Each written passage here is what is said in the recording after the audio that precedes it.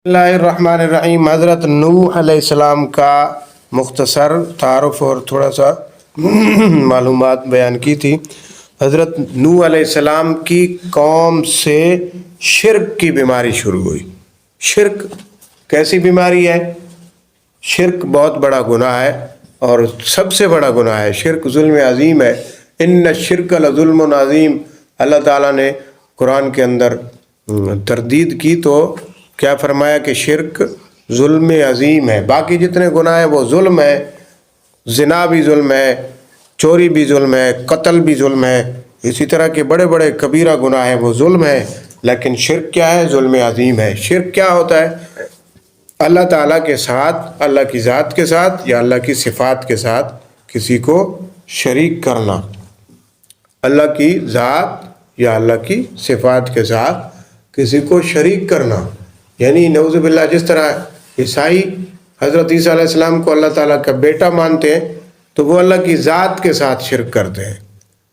इसी तरह क्या नाम है, यहूदी वो हज़रत उज़ैर को अल्लाह ताला का बेटा मानते हैं। वक़ालतिल यहूदु उज़ैरुन इब्नुल्लाह वक़ालतन नसारा अल मसीह इब्नुल्लाह।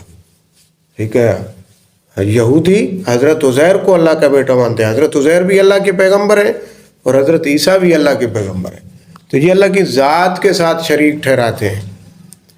इसी तरह अल्लाह की सिफ़ात के अंदर, यानी अल्लाह को मुश्किल कुशा, अल्लाह ही मुश्किल कुशा है, तो ज़ाहिर है अल्लाह को मुश्किल कुशा जो मानता है वो किसी और को अगर मानेगा तो मुश्किल कुशाई में अल्लाह ताला का शरीक ठहराएगा। मसलन कोई कहता है कि अल्लाह मुश्किलात हल करता है और साथ साथ अल्लाह के अलावा भी किसी को मुश्किल कुशा समझता है कि वो भी मुश्किलात को हल करता है, तो इसको शिर्क कहेंगे। इसी तरह अल्लाह भी हाजत रवाई करता है तो अल्लाह के अलावा किसी और को भी हाजत रवा मानता है, चाहे कोई भी हो, किसी को भी माने, चाहे नबी को, वली को या इमामुल अंबिया को, जिसको माने।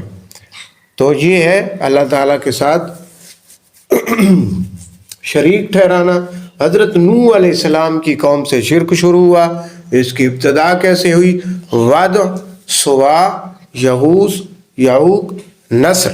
अब कुरान पढ़ते हैं, आपने पढ़ा है, वद्दम वला सुवाअम वला यगूसा व यऊका व नस्रा, ये कुरान के अंदर है। ये 5 बुज़ुर्ग थे हज़रत नूह अलैहिस्सलाम की कौम के अंदर। नेक लोग थे, अल्लाह के बड़े नेक और बरगुज़ीदा बंदे थे। ये फौत हो गए तो हज़रत नूह अलैहिस्सलाम की जो कौम के अंदर लोग थे उनके पास शैतान आया। वो बहुत उनसे मोहब्बत करते थे जो बुज़ुर्ग फौत हो गए थे।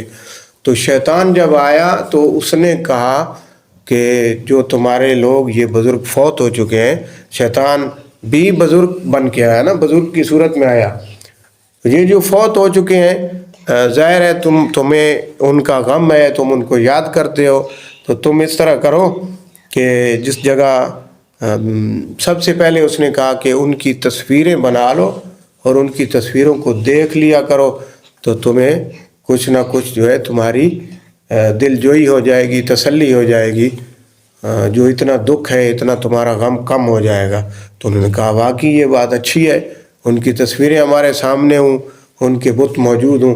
बहरहाल इसी तरह आहिस्ता आहिस्ता जो है ना, उसने शिर्क पे लगाया, पहले बुत बनवाए, फिर उनके सामने नज़र न्याज उनके नाम की, फिर इसी तरह आगे उनकी हत्ता के पूजा पाठ शुरू हो गई।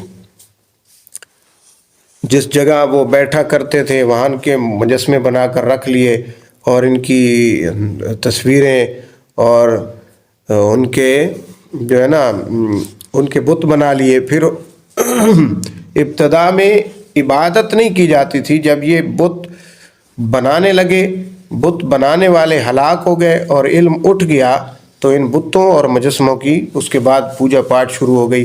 वो भी शैतान ने इसी तरह लोगों को बहकाया। बहरहाल ये शिर्क की इब्तदा कहाँ से हुई? हज़रत नूह अलैहिस्सलाम की कौम से हुई। तो शिर्क बहुत बड़ी बीमारी है। अल्लाह ताला इससे हर मुसलमान को बचाए, किसी को शिर्क जैसी बीमारी के अंदर मुब्तला ना करे।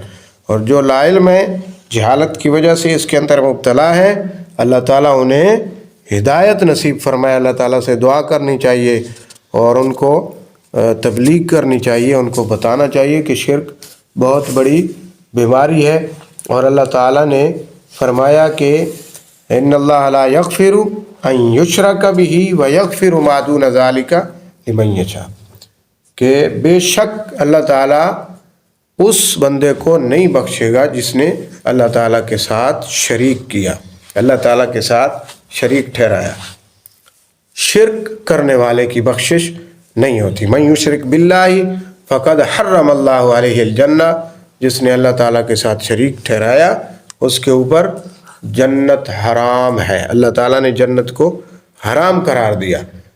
غرض ہے کہ شرک سب سے بڑا گناہ ہے، شرک ظلم عظیم ہے، اور جتنے بھی نبی آئے اللہ تعالیٰ نے، جتنے بھی انبیاء بھیجے، انہوں نے اللہ تعالیٰ کی توحید کی دعوت دی، اور اللہ تعالیٰ سے اللہ تعالیٰ کے ساتھ شریک ٹھہرانے والوں کو انہوں نے منع فرمایا۔ اسی کو روکنے کے لیے آئے کہ اللہ تعالیٰ کے ساتھ کسی کو شریک نہیں ٹھہرانا، اللہ کے ساتھ شرک نہیں کرنا۔